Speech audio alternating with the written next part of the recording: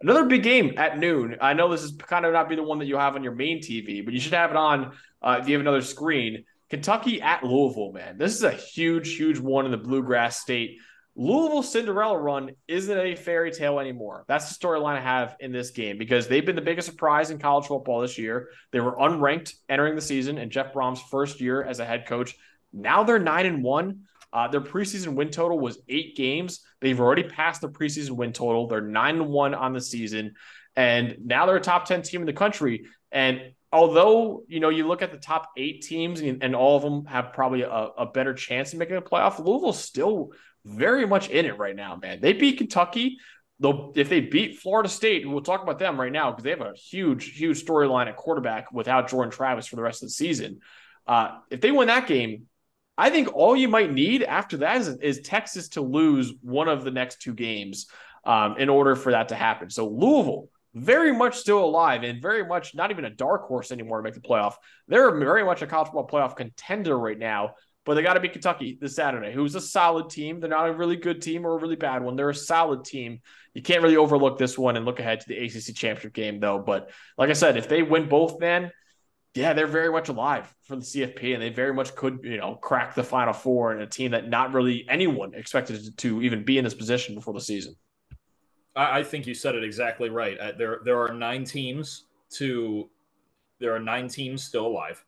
Yep. And you've got Louisville, I think, with pretty close to an as equal a chance, honestly, especially with Travis out now, as any of those other one-loss teams. Because I think right now, Florida State without Travis and Louisville, that's about an even game. Yeah, I'm not sure who I'd pick to win that game, to be honest with you. That's going to take some digging, man. Look, I think you said the right thing. The biggest obstacle for them, in all likelihood, because I think what they would need is Georgia to win out, take a spot. Whoever wins the Big Ten, I think they would feel better if it was Ohio State. I think if Michigan loses, there's a better case for leaving them out. Ohio State, I could see them finding a way to survive if some things happen. But let's just go. I will say, real quick, Louisville killed Notre Dame. Ohio State barely beat Notre Dame. I think that might be and also conference champion too. That might be a deciding factor. Do you think that's interesting? The Georgia one. Do you think we're getting into weeds now for a conversation we're gonna have next week? But you think if Georgia loses, they still put Georgia in over Louisville, or do you think that's what I'm struggling with? Because I almost think it doesn't really matter who loses that game, but I don't know. That's tough. No. Louisville's problem. Oh no. I think before digging into that, their biggest problem is going to be Texas. Yeah. I think. Let's just say I'm gonna ride right now. Let's just say Georgia's won and they stay there, right? Because I think Bama beating them would still be considered an upset, right? It should be. Although Bama's really darn good, that's a threat. Let's say Georgia wins out. Whoever the Big Ten champ is, cool. Let's just say are we kind of on the assumption that the winner of Washington, Oregon is just going to go whichever it is? Yeah, I think, and I don't know how much I would agree with it, but I think the way they're ranked for sure, I think it's almost a lock that as long as they don't screw up, as long as Oregon doesn't lose, and as long as Washington doesn't lose this weekend, I think that winner of that game is pretty much a playoff game in itself, in my opinion. At that point, you're down to Florida State, Louisville, Texas, right? If Florida State wins, they have to get in. I don't care. Yeah, I agree. Yep. It would actually convince me more that if they win these 2 games with a backup, that they should be in. Not just that they're undefeated. Also 13-0, man. I don't give a damn. 13-0, you in it. I don't care who's starting. I don't care if you or I are starting a quarterback. You have to get 13-0. I don't care. I don't know who's wearing the foil hats that thinks if Florida State goes undefeated, they should still be number 5. If they win these 2 games without Travis, I'm more convinced that they should be in. Yep. Maybe number 2 or 3 in. So just throwing and beating Louisville, a top 10 team in the process. Okay. They're absolutely in it, and they're absolutely really, really good. I want to be honest with you. If I could have, and we did it last week, actually, I should say, we put together the blueprint for how Miami could win that game. And for the most part, it kind of went like that. And Louisville still won the game. Louisville, they lost the turnover battle. It was only 1-0, but Miami won the turnover battle. Van Dyke played a clean game. They ran the ball reasonably well. They had a shot to tie the game down on the 5-yard line. Miami's just situational. Really, the only reason they lost because they're just not good playing situational football. We've known this for 6 weeks already. But a lot of that game went Miami's way, and Louisville still found a way to win it.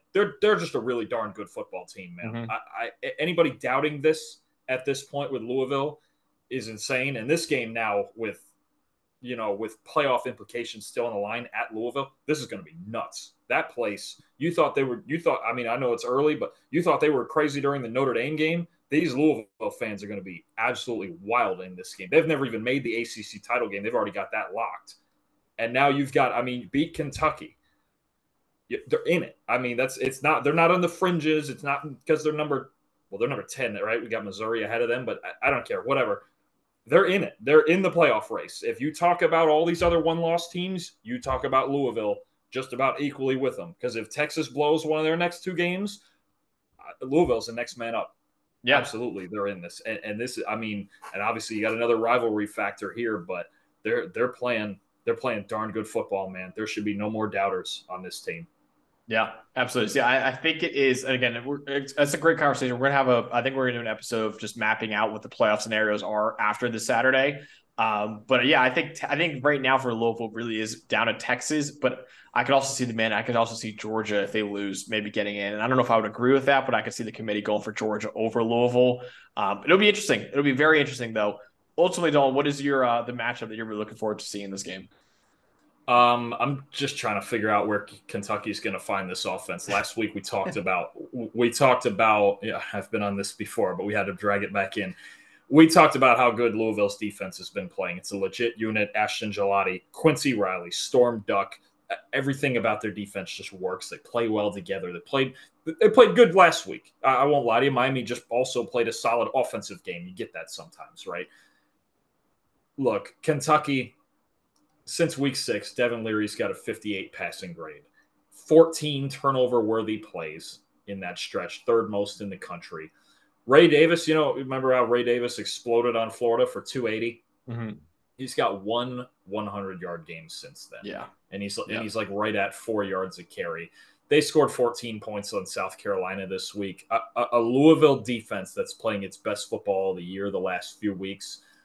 I'm just trying to find. Look, obviously their best chance is line up, run the ball, get physical. Miami had some success. They created 4 explosive runs. 2 of them, I think it was 2 of them for touchdowns, or one of them went down to the 1-yard line.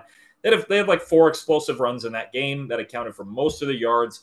But even then, a lot of times, a lot of the carries that Miami tried to just line up and be physical and run right at them wasn't really going so well.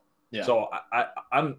Unless this is like just a super ugly defensive game like played in the teens, I'm struggling a little bit to figure out where Kentucky's going to find points. Look, they're 3rd in the country in run grade, but they're also 95th in run blocking. So it's like it's really is just Ray Davis and some of these ball carriers, even Leary as a runner. To be honest, lately he's been a better runner than passer, just finding ways to get yards, to get first down. It's such a grind. And I think – I'm trying to figure out. I've just been having a hard time figuring out where, especially if Jack Plummer is going to play. If he's going to play like he did in the fourth quarter, he had 91 passing grade in the fourth quarter the other day. If he's going to play like that in big moments, because to me he's the X factor for Louisville. But Kentucky's offense is just it's a slog right now, man. It's tough, and this Louisville defense, we saw it.